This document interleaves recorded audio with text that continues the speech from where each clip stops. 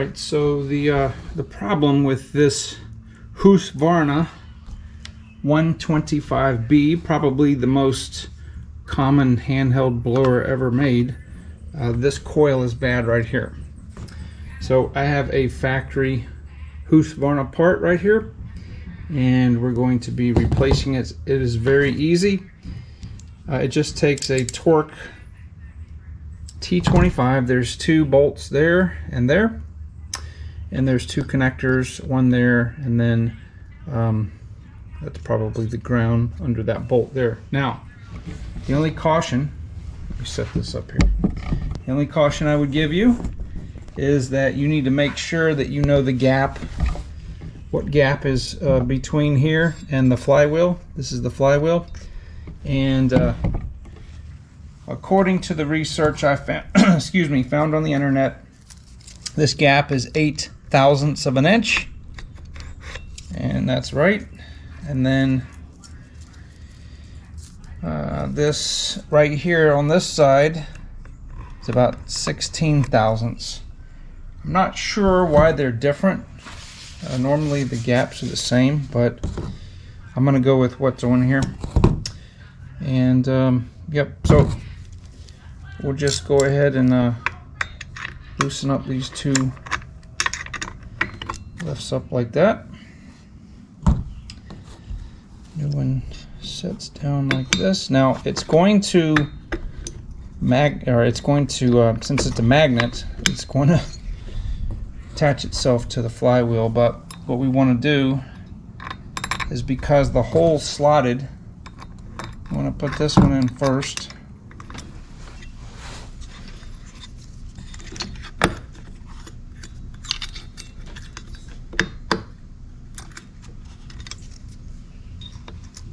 Okay, there we go. Let me go ahead and plug this in.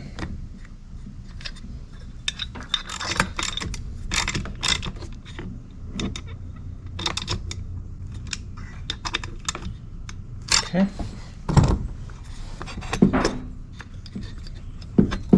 All right, that's good, and that's good. Okay, so these little tabs right here, there's some tabs on the bottom, and I'm just gonna engage those. Plug wire out. We'll take our recoil assembly. Okay. And that should sit flat like that, so everything should be flush all the way around. One there.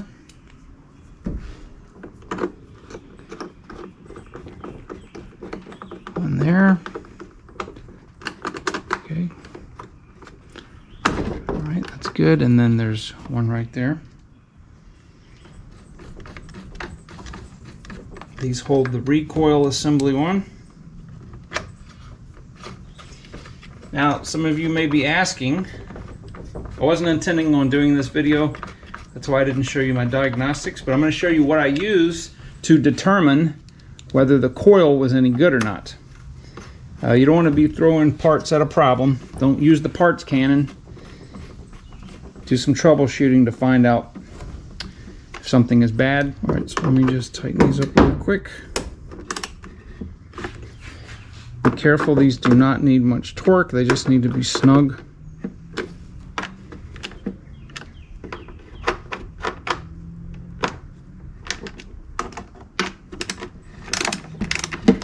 So 99% sure if you use starting fluid, unless it's compression. That's the problem. And I said, so you need a fuel air mixture, you need spark, and you need compression. I misspoke before. All right, so this is a spark plug tester. You can use this on any gasoline engine. Basically, it's very simple. You just put this end right here where the spark plug would go. Okay, gonna make sure it engages it. And then you hook this part up on the actual spark plug. Alright, and then I don't know if the camera's going to pick it up, but when you pull the starter, you should see a light in there. You should see it sparking. It's just too bright out here for the camera to pick it up. But that's there's a little filament in here that is, every time the spark plug is supposed to spark, if the coil is good, it'll light that up. It'll just blink like that. So let's take this over here and see if it runs now.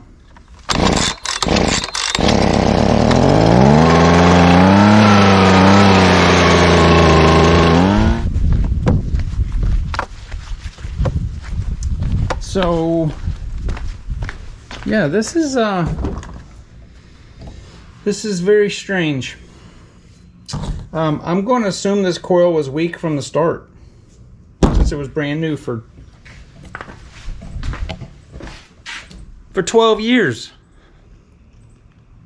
That's crazy.